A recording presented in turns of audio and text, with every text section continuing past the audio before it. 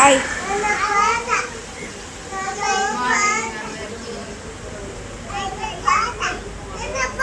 అయితే నువ్వు వస్తావా? నీకు ఎడ వేసుకుని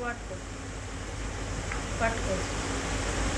చిన్న పాపకైతే టానికులు అయితే వస్తున్నా. Good morning చెప్పవారా?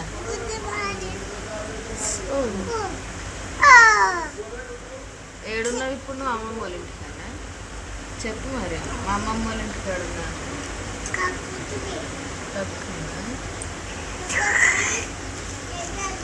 మూత పెడదంతే. అందరు లేచిరా, మేమైతే లేచినాం. మా పాపకైతే టానికలు వస్తున్నా.